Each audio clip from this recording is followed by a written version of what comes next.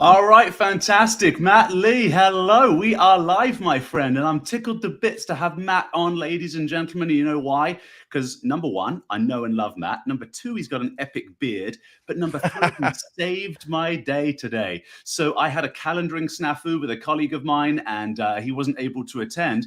So I was scrolling through LinkedIn, it just so happens, and I saw your new logo, your new bearded logo. So that's going to be my first question to you. And I thought, Matt. So I quickly emailed you and said, hey, man, if you're able to come on and look at this. So, Matt, firstly, why don't you introduce yourself and tell us all about the new bearded logo, buddy? Yeah, sure. So thanks for having me on, Eddie. Matt Lee, I have some letters, but at some point I'm just going to concatenate them into like chemical denotation, like it'll just be C5. Yeah. Right. But anyways, I actually had an MSP for 11 years and was in the cybersecurity side of things as we grew into a $40 million revenue company, and ultimately now work as the senior director of security and compliance for a company called Pax8. We're a cloud distributor, and I help give security guidance and get to be that loud bearded voice about cybersecurity initiatives and things we're going through. So thanks for having me on. Right? You had your own live stream. Tell us about that. Yeah, so a lot of what my role is this external thought leadership aspect and bringing some of the fold through what I've been through. And so I started a show. It's Beard Banter is one of my YouTube aspects under cybermattlee.com or cybermattlee on YouTube. But I just interview executives and other people that I find cool that I meet on the road in different capacities. I think I've had Martin from the CEO of Malwarebytes on, just chatting about him starting code in his basement to try to fight bad guy stuff that he found many moons ago, right? Like, and just the beginning origin stories of a lot of these players, and we talk about security concepts and challenges, and yes, so I have a show. So origin stories are some of my favorites, right? You know, because I love seeing the pictures, because when you see someone who's already in the media, by that point it's like, oh, that person's an overnight success. You don't see the couple of decades before, right? Right. The head bumps. Yeah, that's right. I remember seeing a picture of Jeff Bezos in, you know, wherever, I don't know, it just definitely looked like a strip mall kind of basement, you know, rental. And he just printed out Amazon on a piece of paper and stuck it. Oh, I remember this one on the cork board, right? But it extended beyond the cork board, right? If I recall, yeah, and it's pretty much just him and, you know, a vacuum cleaner next to him, because that's what he did that night. And a 1960s era school desk, right? Like it was like this. It looked like a real cheapo. Yeah, exactly. And then there they are today. Hello to Melvin, checking out the show. Great, marvelous. Hello, Melvin. Is that one of your folks, Melvin? Do you know Melvin? I don't know. I don't. No. But or maybe I do. But I'm terrible with names. God has a sense of humor. I have a 156 IQ and an inability to remember names to save my life. Oh man, you're going to get me off on a tangent. You start talking about IQ because have you heard of the Pareto distribution? Yeah, or the Pareto principle, the 80-20 rule in general. Rule, that's right, exactly. Most people know it by the 80-20 rule. Yeah, it's a very interesting thing. It even pertains to the growth of trees, or you know what music we listen to, whether it's classical music. Interesting applicability. It's got great applicability, and IQ is a very interesting one. Oh, we're going to go down a rap hole and get off of cyber if we talk about that. But I might, maybe we'll do that for a separate show. You know, pull me back because then we get into the EQ IQ conversation and its correlation and how that plays into success. But yeah, anyways, that's tangential for sure. Well, that's my point. Of let's use that as the segue then, play into the success of cybersecurity, right? Yeah. So you and I were chatting just a few moments before the show about a headline. So I'll show this headline. This one is just mind-blowing to me. I'll have it on screen for you in a second, ladies and gentlemen. And so there it is. Look at this. The headline is this: for the first time in history, anyone can join a war. So this pertains to the Ukrainian president making an appeal for anyone with, let's just call it, a hacker skill set. So people who, generally speaking, dare I say it, have a higher IQ. Now, look, all of a sudden, people are, so if I don't have a high IQ, what is this, elitist? It's not what I'm talking about. What I mean is, there are lots of people around the world who have high IQs. So let's just say are intelligent people who don't have a means, let's say in sub-Saharan Africa or in some village in India, right, to use that intelligence for good, or to use that intelligence for making money. Now that's coming. The internet, blockchain, these things are changing the world. So those communities are getting electricity, they're getting smartphones. But now 400,000 people, I think it was 250,000 people signed up for a Telegram account within the first week of the president saying, can you come and help us? Now there's 400,000 people, Matt. What do you think, man? Good thing or bad thing? I think it's interesting, if you to not take a side in that regard. I think the challenge you face is that it's not just the threat actors that we normally know and love, or the hackers that are hacktivists that are normally, like, if you think of Anonymous in that space. This is actually stretching down to just the regular public, right? I got a link from one of the groups that I'm involved in that said, hey, go to this website. And you go to this website, and it's essentially a client-side rendered, so on your machine, DDoS attack that has a command and control that's that central website, right? And so basically their advocation is just click this link and leave it open on your device, and we'll use you as a botnet, right? I mean, essentially to attack. And in the Ukrainian-Russian conflict. Yeah, this is just a week ago. I got this link. And so, I checked it out, obviously, in my sandbox, and took a look at it and said, hey, this is just a client-side rendered, DDoS attack that you're using my machine to deliver. And the guy wrote back, yep. So I think the cyber war aspect of this is broader than the conversation and the topic of just simply, this particular conflict and who's hacktivists and who's hacking. And this is starting to get into this global understanding that this is a weapon, that we can use this weapon of just the same way the threat actors take advantage of our trust, right? And so we want to help. Let me use your computer for good. And they even went through instructions on how to use a VPN so that you could appear to be coming from outside the US for blocking mechanisms, right? And so, so that's really just interesting. Compute power then. They're basically, what these people are looking for is they're just saying, and they're being upfront about it then. Is that what you're saying? That You can participate in this war by, and they're not even wanting compute. They're wanting, when you're talking about DDoS or distributed denial of service attacks, you're talking about an amplification makes it much more effective, right? If I had to get 1,000 water hoses to do something, it's much harder than if I could get one 10-inch water hose, right? And I'm oversimplifying, but the conversation is, when you get networks, what reflexive attacks do is they say, hey, I'm Eddie Doyle. Please respond back to me with the entire book of your DNS. Let's just say that's one attack, right? So then instead of replying back to Matt, they reply back to Eddie. So in essence, what they're doing is asking millions of browsers to do that without any education, without any skills, just setting up a DDoS where instead of it coming from a server, it's coming from your web browser, thereby your IP address.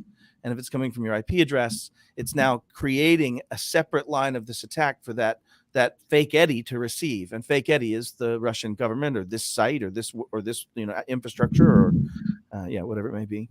Wow. So and the other thing here, this was in the news about let's see here, Telegram. All right, let me fire this one up on screen for you. So this is where, so now that's the one. So let me just share that. So this article I read this morning is where 200,000, we actually counted 250,000 people on Telegram within the first week or so, using Telegram to help coordinate cyber strikes.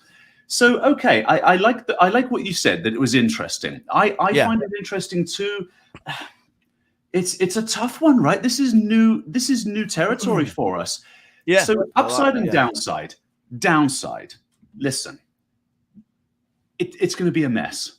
If 400,000 people are all jumping in and trying to coordinate over Telegram accounts, all hacking into critical infrastructure of another country, there's going to be collateral damage, right? And we use that collateral damage term when it comes to conventional warfare.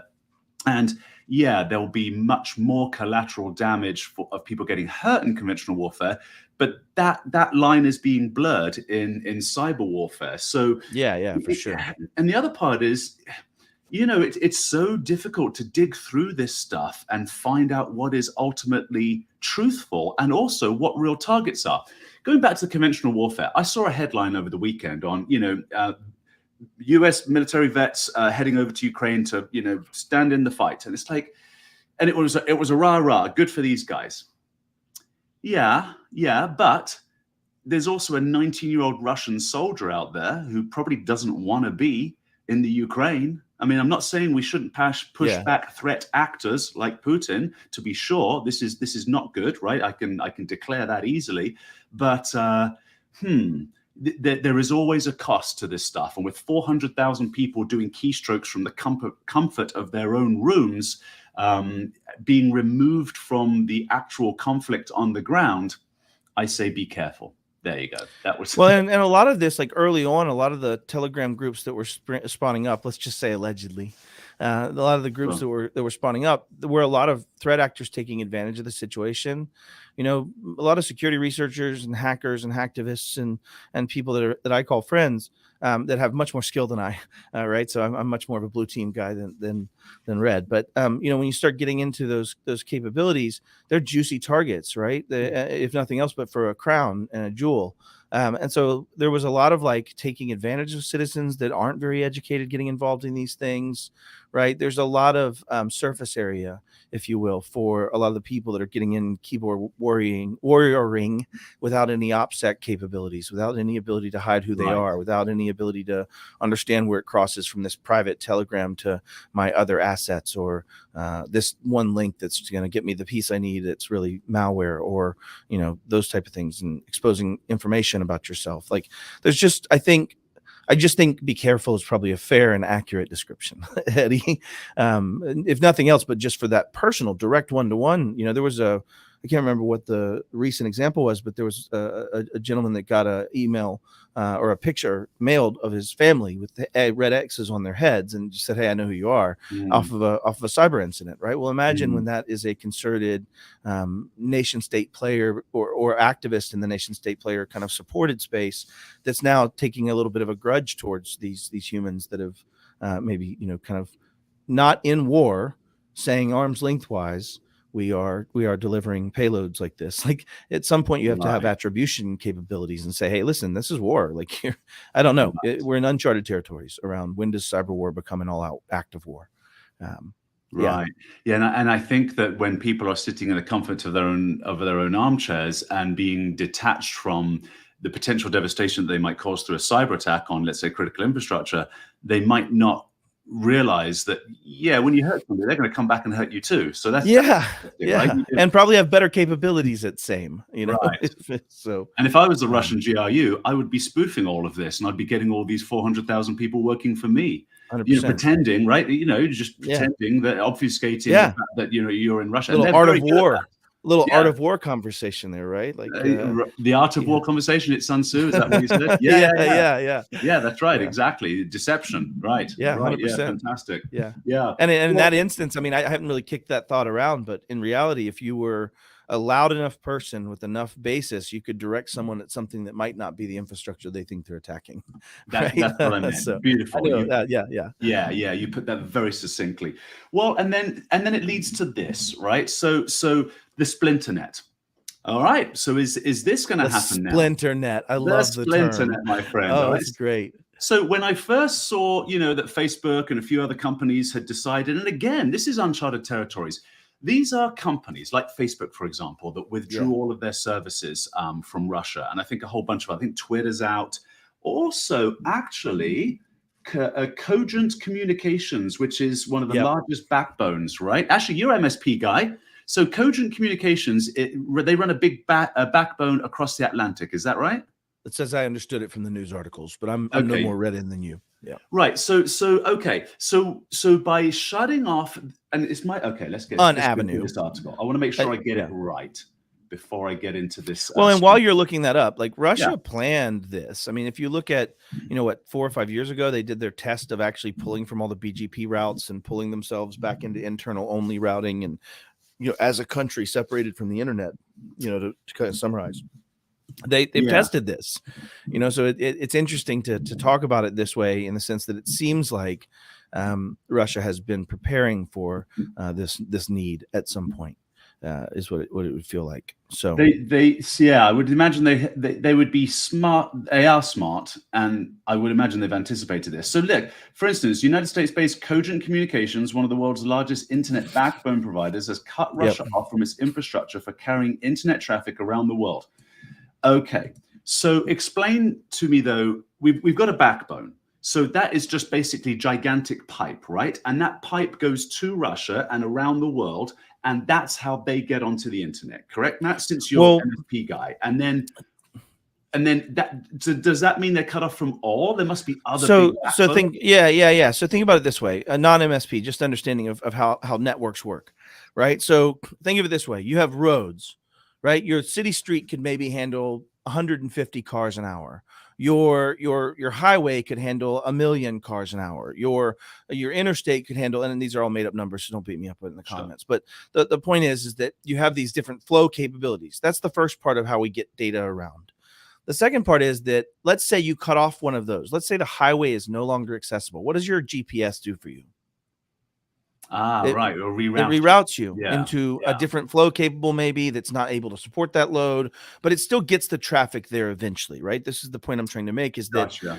what you're going to see is that there's other backbones, there's satellite uplinks, there's other methodologies of travel, but it does cut off that speed potentially, right? You cut off an entire X gigabit or X terabit of throughput under that one cable. And so now this is actually kind of the point, is that the network relies on that GPS. Let's call it BGP, right? So your border gateway protocol, essentially, it's your routing of your different IP addresses. So like your street address changes how you get there, right? So as the GPS updates and tells you you're now flowing on this highway instead of that highway, right? That's the BGP. That infrastructure in general lives outside of Russia. Most of the time, right? It's in whoever AppNic or whoever runs the IP addresses that handles those ASNs, the routing language. ICANN, isn't it? ICANN, isn't it? Those guys. ICANN is the internet account numbering, if I recall, but it assigns it into different. Like ARIN is the United States version of what handles our IP blocks, right? That we route. Okay. In AppNic is Asia Pacific. Okay. Yeah, somebody can punch me for this, guys. I'm a technician, but I forget it. So, but the point is, you have your different. Cut off their backbone. There might be others that go. Well, you cut off the pipe, but not that BGP routes. That's what I'm saying. Is Russia tested bringing those routes, the needs to be able to advertise their routes, run their network in a sovereign basis, all of their sites at mom and pop's local Russian grocer still functional, all of those things routable. ICANN being a part of this. But what they're saying is they've simulated the ability to bring that back in-house. They have the ability to potentially number and access and route and function and communicate. Their GPS will work once we turn off the GPS, right? If that makes sense. Right. And so that's what it appears they've tested. To what efficacy, I don't know. I'm not in Russia, but it seems like that's what they're preparing for, is this Splinternet, this concept that we're going to take them off the internet and they won't function. No, they will, just in their own economy, which is also unseen. From the beginning of internet, it's been this ubiquitous, as long as you can access, as long as you can route. And now we're going to say we're going to have these individual spaces that I can't drive to. My pipe doesn't get there. I just run into water and I don't have a boat. Like, what creates the boats? Are there boats? Like, right. That's the concerning bit for me. And it's interesting, like Ukraine actually did ask, so is the ICANN is the Internet Corporation for Assigned Names and Numbers, right, to take Russia's, top level domains off. And they said no, which I certainly would agree with, because, we're going, I've often thought of the internet this way, like 1440, Johann Gutenberg invents the printing press. Right. First time in human history that the mass distribution of knowledge is available to everyone. Up until that point, the religious elite and the monarchs owned information and therefore owned the world. So Gutenberg, first thing he does, he prints the Bible. It's like, all right, please don't behead me. Like, I'm doing God's work. Please don't cut my head off. Yeah, here's that. And then, 200 years later, we get the Great Renaissance, where we get Spinoza. Oh, yeah, and information is shared and. Yeah, we come out of some of the darkest times in history, right? That's right. That are recorded, I suppose. And so here's something really interesting, Matt. This will blow your mind if you haven't heard it, mate. So 200 years later, 1600s, you get Spinoza and Shakespeare and all these guys, and you get the Great Renaissance. You get science, and it gives birth to what we have today. From the proliferation of information sharing, right? Is the thought process. Right. America wouldn't be a country if it wasn't for Thomas Paine's pamphlet, Common Sense. Yeah. Right. You can actually trace that back too. You could rallying the people. Right. Okay. Yeah. So I look at the internet in a similar way. It's kind of Renaissance 2.0. And I remember back when the internet was first. I think the first NIST standard is based off of the printing press, isn't it? No, I'm just kidding. Sorry. That's right. Back in those days. So I thought, well, we're going to get, world peace in no time. And we ended up getting pictures of people's food and kitty cat videos. Right. And I thought, why? What? That's strange. Here's why. Here's what's really interesting. So 200 years from printing press to the actual Renaissance where it really took off. So what happened? We were in the Dark Ages, so you're right, we came out of barbarism, but for 200 years, we didn't get the Renaissance yet. Do you know the most popular book printed by the printing press in those 200 years was How to Spot a Witch? That was the most popular. Because think about it, we were a bunch of barbarians, we were a bunch of animals, right? This is the Dark Ages. It's called the Dark Ages for a reason, and so that gave birth to all of the witch trials and the witch hunts, and it's crazy. Oh, that's funny. So you're actually pontificating that those pamphlets enabled the thought process of being validated of this must be a thing if there's books about it. Here's the correlation I am making. Twitter, Facebook, and the cancel culture is all about how to spot a whatever, right? Just label the person. And so now, when aren't we much more nuanced than those labels? Like in general, isn't that the entire thought process? I mean, maybe we're a little tangential. What people are trying to do is they're trying to make those nuanced labels fit for any particular person that they don't like the opinion of. And what I'm thinking is we need to get out of this period. Now, hopefully it won't be 200 years like it was between the printing press. The density and speed of information flow should change things like that. I would think it's the same problem and the same solution. So I think what we're doing is we have to get out of this tribalism craziness, this what I call witch hunting, which is happening now, and the potential Splinternet, which I think would reverse us back to, the Stone Age of being separate as people yet again.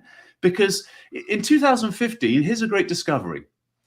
We learned through DNA. We're all over the map here, my friend. But this is all part of an Ask Me Anything. Well, nobody's asking any questions. No one's asking anything. Exactly. So we can just do whatever we want to talk about. Well, because I took when I had the cancellation earlier today, I took it offline, and then when you said yes, I quickly jumped back online. Right.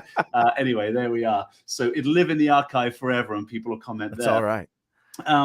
But what was I saying there? So I was saying that, if basically we can get through this period of witch hunting, if we can get through this period of it's them versus us, right? And keep this sort of cohesive, I was telling you about DNA, keep this cohesive, we are one world, right? And it's like, okay, how do we respond then when aggressors like in Russia and Ukraine, we are responding as we respond. But I think we can do better. So back to that little analogy with 2015, what DNA discovered is that we metabolize sugar in the same way trees do. So we share common ancestry with our fellow humans and fellow creatures around the world in a much more profoundly intimate way than we thought. Science is giving us that now. And I think all of us in our hearts, we know this. We know the Russian citizenry are beautiful, wonderful people. And we know that it's usually a few bad eggs that spoil the lot. It's how we cope with it. And so back to the whole cybersecurity industry on how we cope with it. Here's a great article, actually by a buddy of mine up in Canada, talking about email scams for folks that want to donate to the Ukraine crisis. Oh, dude. Right. Yeah. How many of these have we seen now? Yeah.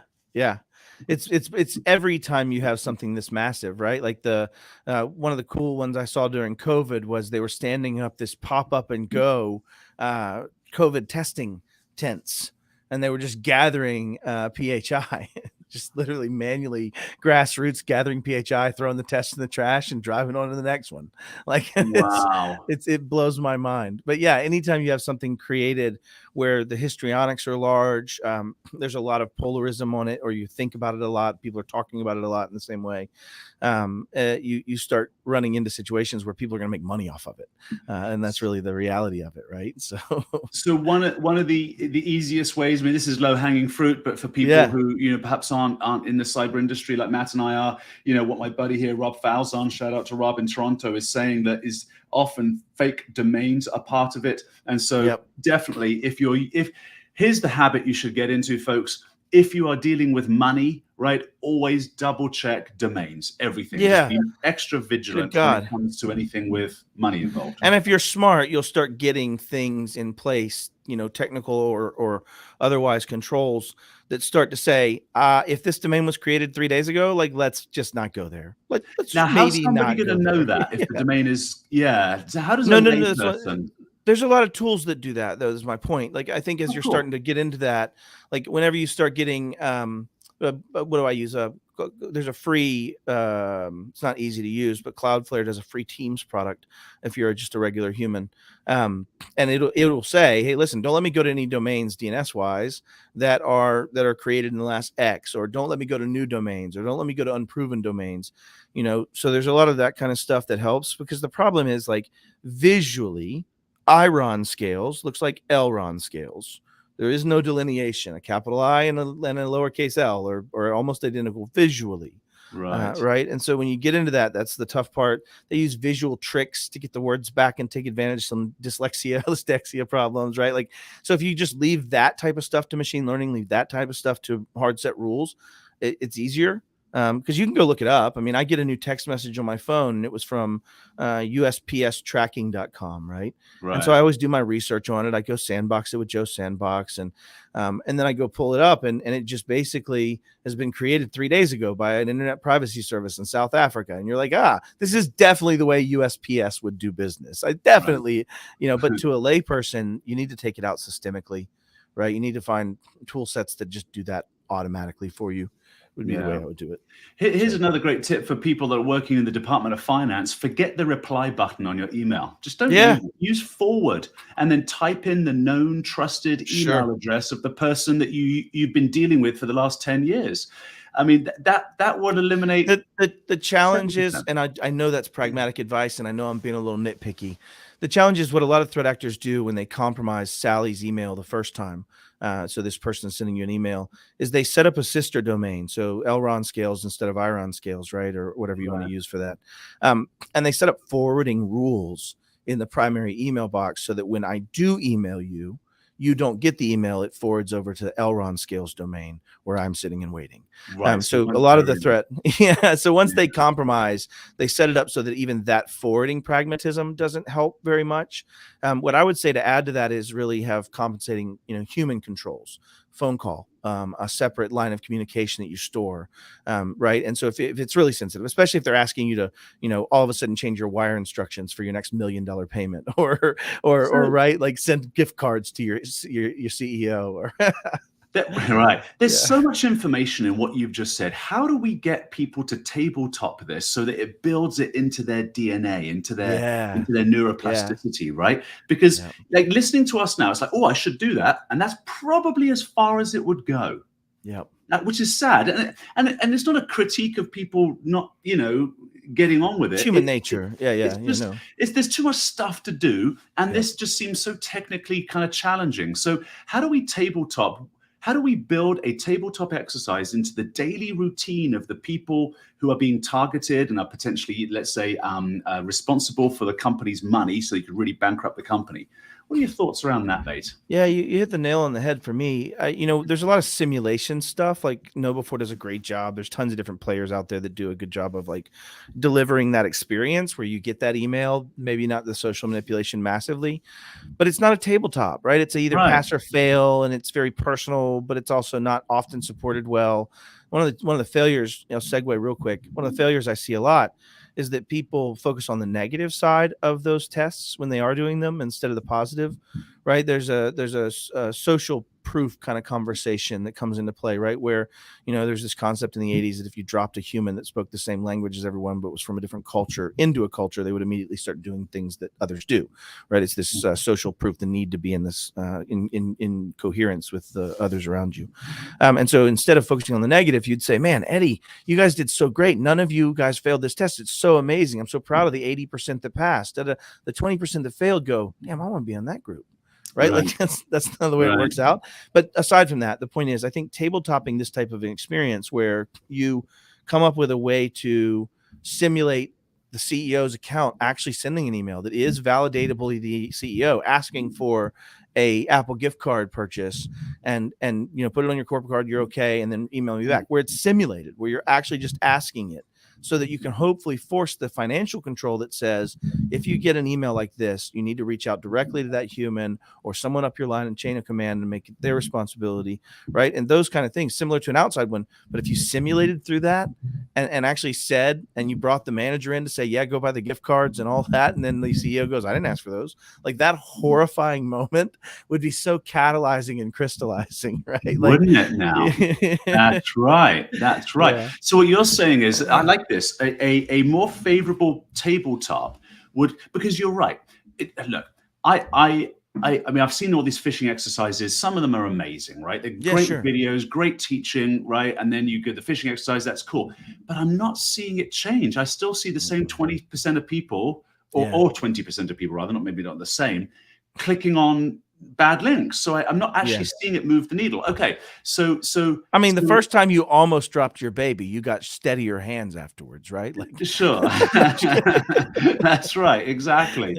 Well, and a tabletop exercise is more about the entire environment. Yeah. In my mind. You want to simulate it emotionally for someone, right? Like, but you want to simulate the tabletop emotionally for somebody. Yeah. Let's say you have one AR person, right? That's going to be or AP person that's going to be doing the payments out. This the worst attack I've seen is a business email compromise that was $1.9 million in cash flow for a company that was not able to survive that, shouldn't have been able to survive that. And they were able to pull it through, but it was through a lot of begs and borrows and promises, right?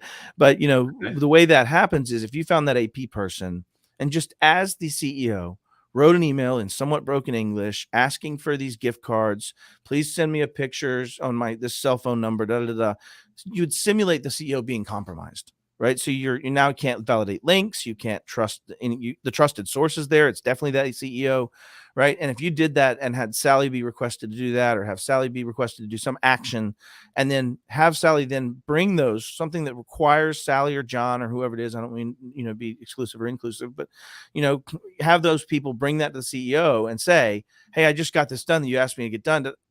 I didn't ask for that.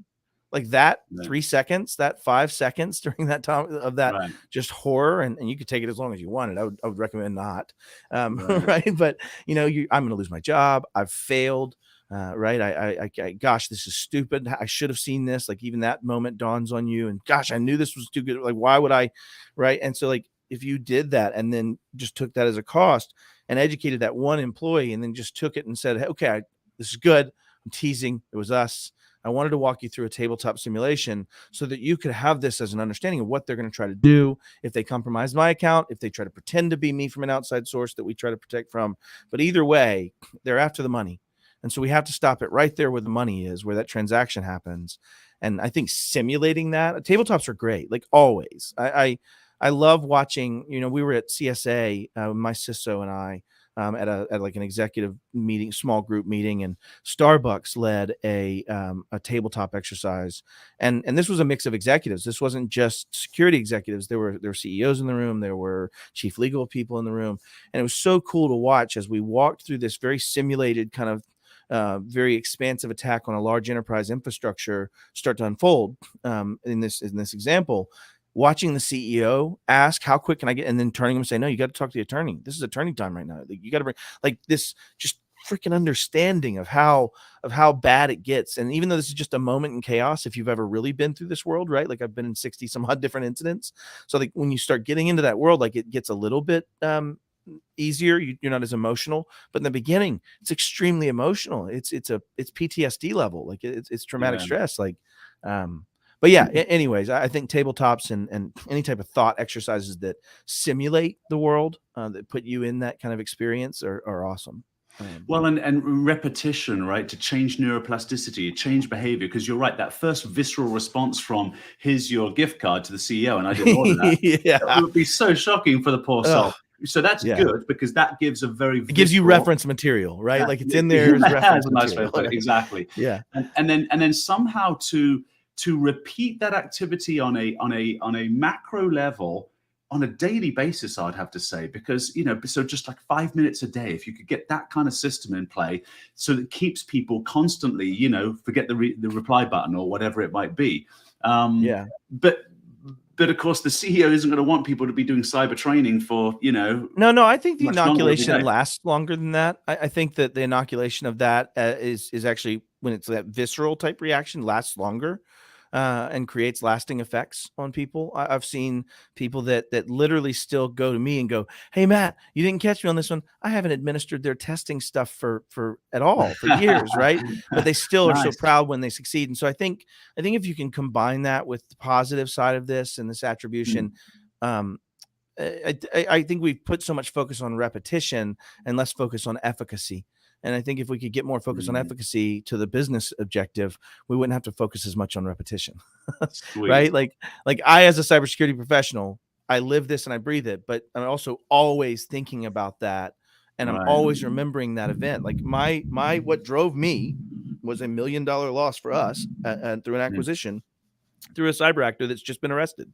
And, I was the signed affidavit on the Sodanikibi arrest in June of 2021. So, yeah, so it catalyzed me, and I get it. So I think that's what I'm saying is that if you have a large failure exercise, to Jessica's point on here, if you have a large failure exercise, so Jessica says, better to learn from failure in an exercise than failure in a real life incident. Like, totally. Let's control the blast radius of this and make it 0 blast radius, other than the intended impact, which is the whole point of an inoculation, right? If you think about it, right, is to give just enough of it so you're thinking about it, but no actual loss. And what happened in my business email compromise was they actually had internal controls. She did reach out to her manager. The manager called the phone number in the email instead of the phone number on file and spoke to the threat actor. And the threat actor confirmed and assuaged her fears from someone they never talked to. And they approved the transfer. And so they sent $500,000 out to the threat actor instead of company A. Right. Wow. And company A had been compromised in just the way I talked about earlier, where they had control of the mail flow, any email going back, checking it out, going, "Hey, I'm forwarding this to you. Just want to make sure this is really what we need to do." Da, da, da. Oh, yeah, that's me. Comes back from the other loop. Right. And so you see this like really interesting, everything failed controls wise. And I think the only thing that would have survived, and there's a talk about this, it was a TED talk, and I can't quote the girl, but she was amazing. But it was talking about that gut feeling throughout. Right. That we're trained through the urgency. We're trained through the way it's structured to ignore that gut. But once you've been in a situation where you've handed those gift cards over, the gut wins. Like, it's just the way it works. That's very interesting. So what you're saying is fortify the gut. Yeah. Right? That's very technical. The gut was probably right. The gut was probably right. When it sounded weird or it felt weird, it was right. You just ignored it because of the urgency. You ignored it because of the hierarchical position delineation. You ignored it because of the structure of the psychology that it's meant to do. But the gut felt it. Like, you felt it. I love it. I love it because, sorry, give me the name of your show again with the beard. What is it again? Beard Banter. Beard Banter with Matt Lee, and all the cybersecurity experience you've got. Follow your gut, ladies and gentlemen. Fair. Boiled down to TLDR to follow your gut. If it doesn't feel right, don't do it. Exactly. That is a beautiful note to end on. Good to see you. Fantastic. If anything else, follow your gut. All right, Matt, listen, man, stay right there because I'm going to end the broadcast. I want to say a proper goodbye to you. Ladies and gentlemen, thank you for this. It's likely that you'll be listening to it in the archive. Much appreciated.